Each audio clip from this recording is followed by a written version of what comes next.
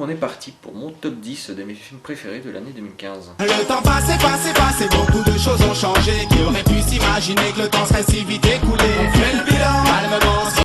Alors, en numéro 10, j'ai mis Spectre. Le dernier film pour Sam Mendes de l'univers James Bond, c'est le dernier rôle pour Daniel Craig de le rôle de l'agent secret anglais, agent 00, après Casino Royale, comme Tom of Solace et Skyfall, considéré par les fans comme le meilleur épisode de la franchise. Spectre revient pour nous proposer donc vraiment l'histoire de l'organisation criminelle qu'on retrouve dans tous les épisodes de James Bond, quasi. On en fait mention au moins une fois. Et ici, il y a vraiment beaucoup de choses que j'ai aimées. Déjà, la photo du film est vraiment, vraiment très bien. J'ai beaucoup aimé aussi les références aux autres films James Bond, c'est-à-dire on retrouve vraiment des, des petits clins d'œil à des vieux films, genre il y a une scène dans un train qui ressemble fortement à Bon baiser de Russie, il y a une scène qui est pareille.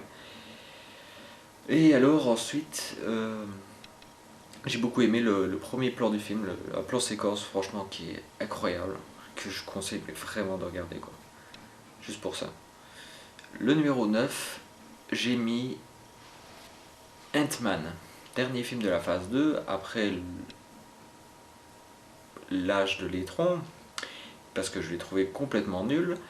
Ant-Man vient relever le niveau avec un film un peu indépendant, comme les Gardiens et les Galaxies l'avaient fait l'année dernière. Ant-Man, c'est le film où l'histoire de base est, comment dire, déjà vue et revue, faut quand même bien le dire, parce que l'histoire d'un criminel repenti qui travaille pour un riche milliardaire qui travaille dans l'ombre parce qu'il va arrêter son ancien élève, on a déjà vu ça dans plein de films, mais c'est pas ça l'important.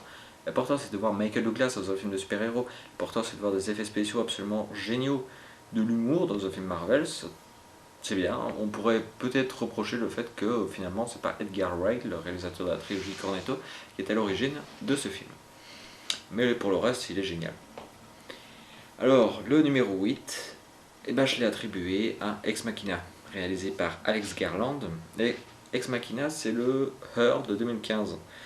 En fait, c'est un film basé sur l'intelligence artificielle.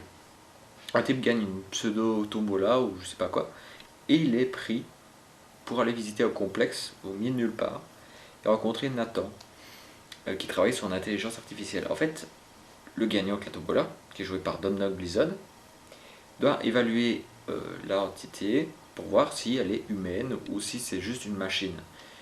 Et en fait, il y a trois personnages dans le film. Alicia Vikander, qui est donc l'entité, vous avez Domhnall Gleeson, qui est le type qui arrive là et qui sent qu'il y a quelque chose qui ne va pas, et puis alors vous avez Nathan, qui est joué par Oscar Isaac, qui n'est pas celui qui est censé être. En fait, j'ai beaucoup aimé ce huis clos, tout simplement parce qu'il y a une ambiance qui s'installe au fur et à mesure du film, et bien que le début est un peu long, il faut vraiment accrocher 10 premières minutes, peut-être 15-20 grand max, et après vous êtes vraiment dedans, ça donne envie de voir la suite.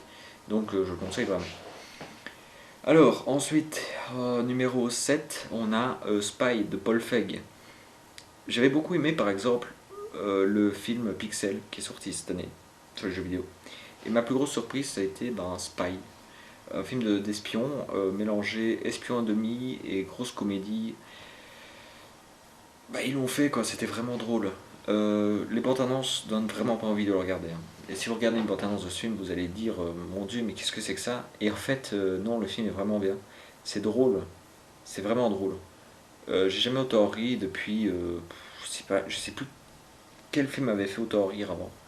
Melissa McCarthy, Jason Statham qui est incroyable dans ce film.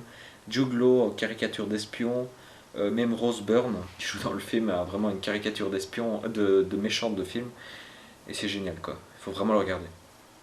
Et en numéro 6, j'ai mis le film, un des films de l'année, honnêtement, j'ai eu du mal à le regarder parce que je me suis dit, oui mon Dieu, c'est un peu laborieux à regarder, mais pour finir, j'ai eu le courage de le regarder il n'y a pas longtemps.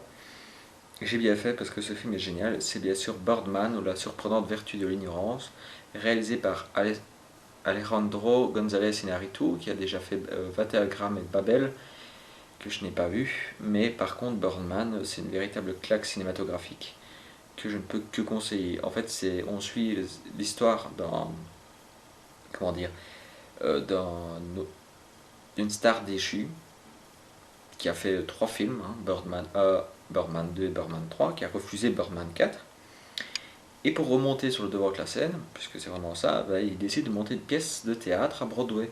Après que l'un de leurs acteurs se soit blessé à cause en fait de Regan Thompson, donc le personnage de Michael Keaton, et ben ils engagent un autre acteur qui est hyper doué mais un peu trop dans ce personnage, Mike Jenner, joué par Edward Norton, qui est absolument incroyable dans ce film. Je crois qu'il porte le film vraiment à lui tout seul pendant pas mal de séquences.